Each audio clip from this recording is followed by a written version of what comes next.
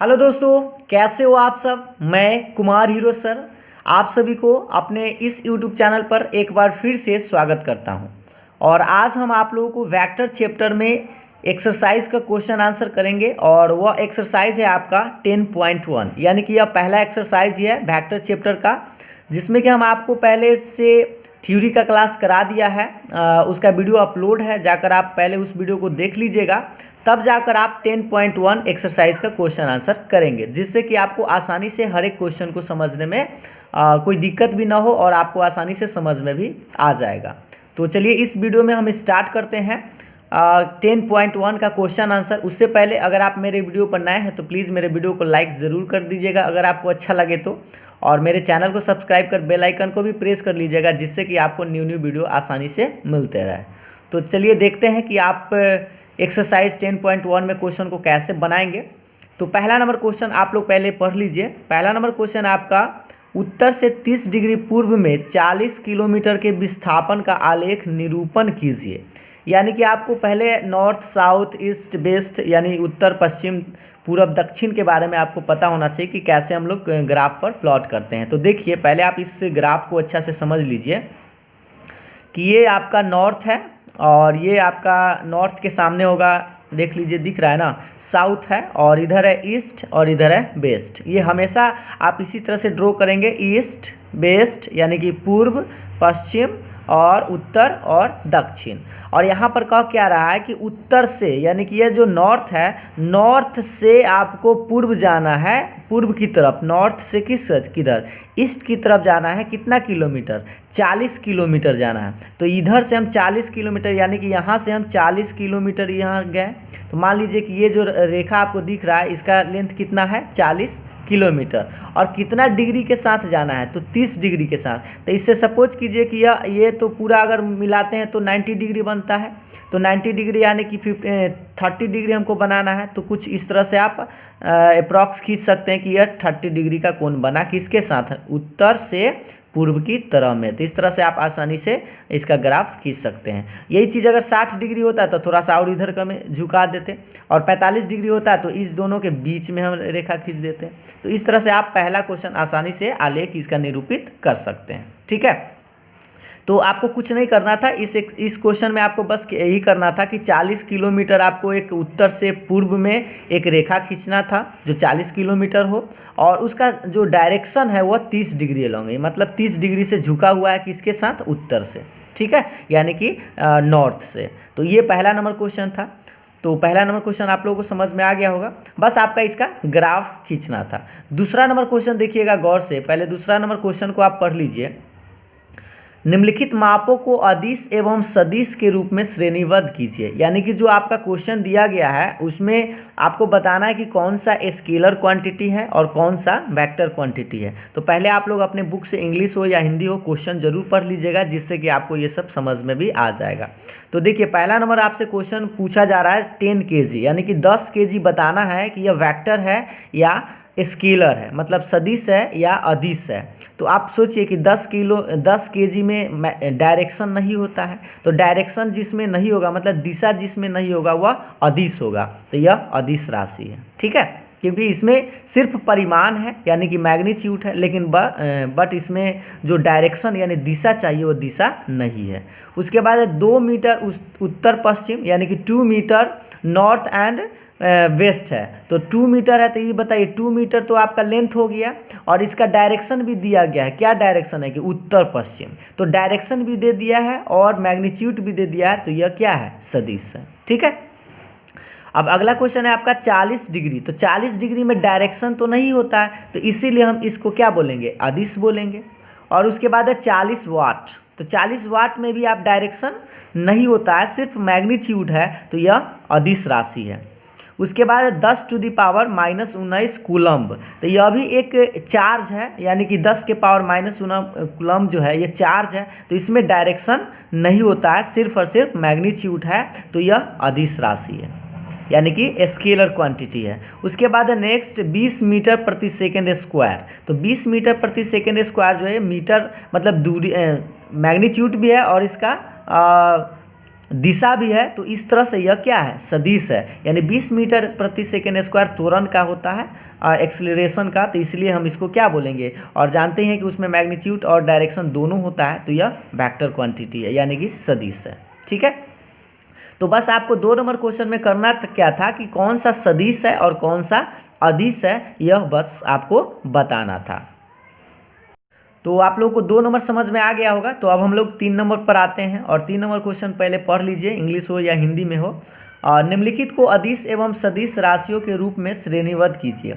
यानी कि आपको जो निम्नलिखित जो दिया गया कुछ क्वेश्चन है उसमें आपको बताना है कि सदिश कौन सा है और कौन सा अदिश है। उसी तरह से आपको श्रेणीबद्ध करना है, क्लासिफाइड करना है कि कौन सा जो क्वांटिटी है वह वेक्टर क्वांटिटी है और कौन सा स्केलर क्वांटिटी है, मतलब कौन अदिश है और कौन सदिश है। तो देखिए, पहला नंबर आपका क्वेश्चन है समय कालांश यानी टाइम पीरियड, जिसको हम टाइम पीरियड जैसे मान लीजिए 5 घंटा, 10 घंटा, 20 घंटा, ये सब टाइम पीरियड है। तो उसमें वो क्या होता है, अदिश होता है। वह इसलिए क्योंकि इसमें डायरेक्शन नहीं होता है। उसके बाद है दूरी, डिस्टेंस, और डिस्टेंस क्या होता है, यह भी स्केलर होता है, मतलब अदिश होता है, इसलिए क्योंकि इसमें डायरेक्शन नहीं होता है, सिर्फ और सिर्फ मैग्नीट्यूड होता है, तो यह भी क्या है, अदिश है।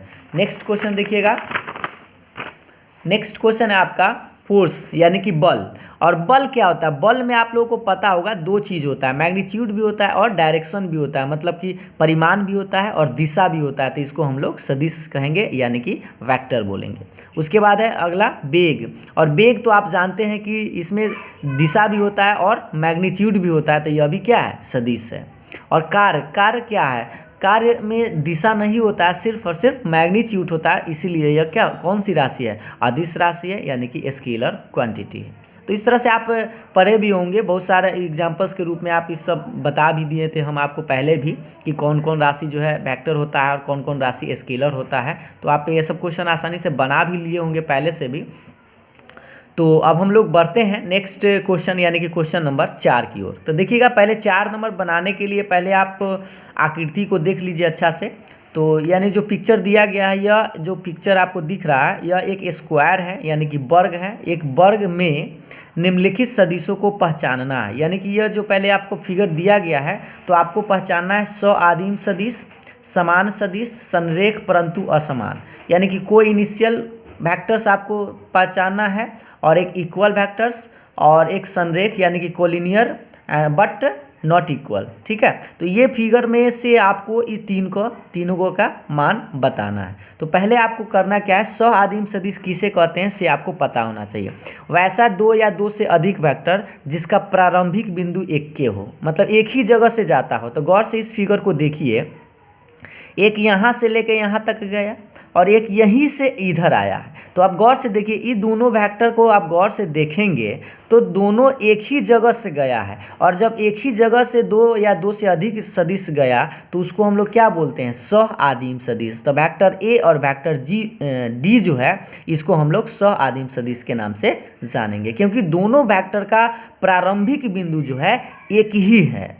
ठीक है, तो इस तरह से वेक्टर ए और वेक्टर डी जो है सआदिम सदिश यानी को इनिशियल वेक्टर्स कहलाएगा। ठीक है, अब अगला कहते हैं इक्वल वेक्टर्स। इक्वल मतलब समान सदिश। समान सदिश कब होता है, जब दोनों का मैग्नीट्यूड और डायरेक्शन सेम होता है।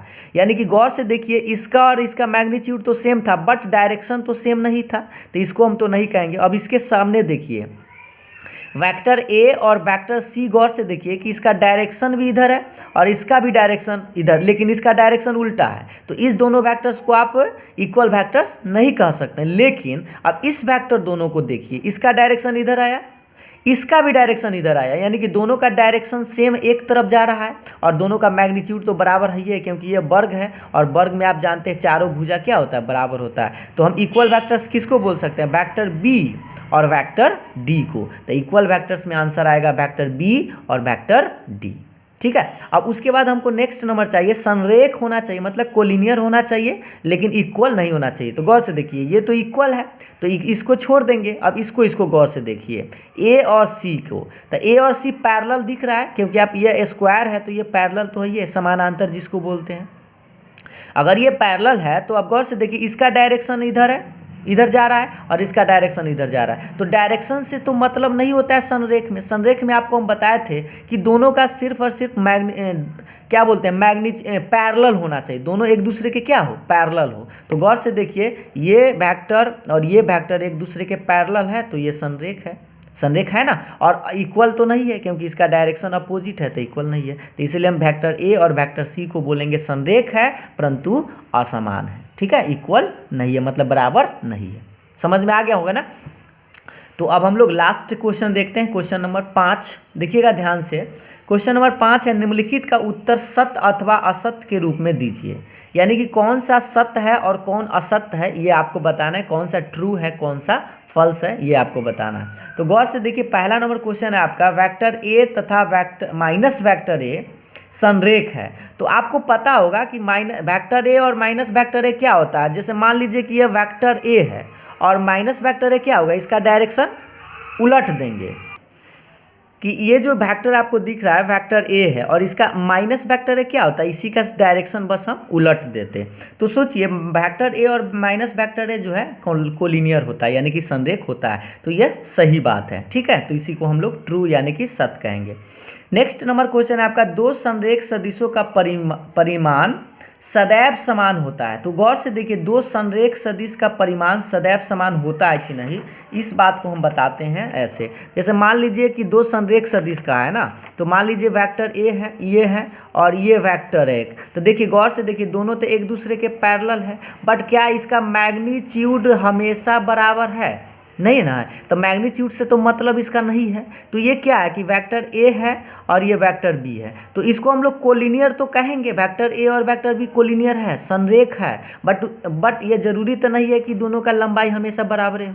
तो लंबाई तो बराबर नहीं, लेकिन यहाँ क्या कह रहा है, दो संरेख सदिश का परिमाण जो होता है सदैव समान होता है। तो ये तो गलत बात है, तो इसीलिए असत्य इसको बोलेंगे। अगला है, समान परिमाण वाले दो सदिश संरेख होते हैं। तो गौर से देखिए, समान परिमाण वाले यानी कहा कि दो गो वेक्टर है जिसका परिमाण अगर समान है, तो गौर से देखिए ये तो समान है। एक बार क्वेश्चन को फिर से पढ़ लीजिए। समान परिमाण वाले मतलब सेम मैग्नीट्यूड का दो गो सदिश जो है संरेख होता है। तो संरेख होता है कि नहीं से देखिए, संरेख कब होता है, जब दोनों पैरेलल हो। तो अब बताइए कि इस वेक्टर को हम ऐसे भी तो ले सकते हैं, वेक्टर ये ले लिए और एक जितना इसका लेंथ है उतना ही है, बट इसका देखिए डायरेक्शन इधर है और इसका डायरेक्शन इधर है, तब तो ये कोलिनियर नहीं है। लेकिन ये तो कहा क्या कि समान परिमाण अगर हो तो दो सदिश जो है संरेख होता है। तो ये तो गलत बात है यानी कि असत्य है। समझ में आया ना। अभी यह नहीं हो सकता है लेकिन ये है, तो हमेशा तो नहीं ना हो सकता है। इसीलिए हम क्या बोलेंगे कि समान परिमाण का होना जरूरी नहीं है, उसका पैरेलल होना जरूरी है, तब हम उसको संरेख कहेंगे। तो यह असत्य है। लास्ट है आपका, समान परिमाण वाले दो संरेख सदिश समान होते हैं। तो समान परिमाण वाले दो संरेख सदिश यानी समान परिमाण भी है और दो संरेख सदिश है जो समान है। तो इसके बारे में देखिएगा, समान परिमाण, पहले तो आप संरेख होना चाहिए, तो संरेख गौर से देखिए और परिमाण समान है। तो ये तो अभी दिख रहा है कि संरेख है और समान परिमाण भी है। लेकिन क्या हम इसको ऐसे भी तो कर सकते थे, देखिए तो संरेख अभी भी है और लेंथ हम उतना ही लेंगे जितना इसका है। तो अब इसका डायरेक्शन अगर बदल दिए तो ये इक्वल नहीं रहा, नहीं ना रहा। तो इसीलिए हम क्या कहेंगे कि समान परिमाण और वाले दो संरेख सदिश समान नहीं होते हैं, यह असत्य बात है। क्यों? क्योंकि इसका डायरेक्शन तो उल्टा पुल्टा हो सकता है। तो जैसे ही डायरेक्शन उलट, इसमें डायरेक्शन का बात तो नहीं कहा, तो डायरेक्शन कहेगा तभी हम लोग उसको क्या कहेंगे, इक्वल वेक्टर्स। क्योंकि आपको पता है कि जिसका डायरेक्शन और मैग्नीट्यूड दोनों सेम हो तभी हम उसको इक्वल वेक्टर्स बोलते हैं। तो ये आपका असत्य है। तो इस तरह से आपका पहला एक्सरसाइज यानी कि 10.1 जो है आपका फिनिश हुआ। हमें उम्मीद है कि आपको समझ में आ गया होगा, और अगर आप लोगों को अच्छा लगा हो, समझ में आया हो, तो मेरे वीडियो को लाइक ज़रूर कीजिएगा। और अगर आप मेरे चैनल को सब्सक्राइब नहीं किए हैं तो मेरे चैनल को सब्सक्राइब कर बेल आइकन को भी प्रेस कर लीजिएगा, जिससे कि आपको न्यू वीडियो आसानी से मिलते रहे। और कमेंट करके हमें ज़रूर बताएं कैसा लगा सो। ठीक है, तो फिर मिलते हैं हम लोग नेक्स्ट वीडियो में। तब तक के लिए बाय बाय, थैंक यू।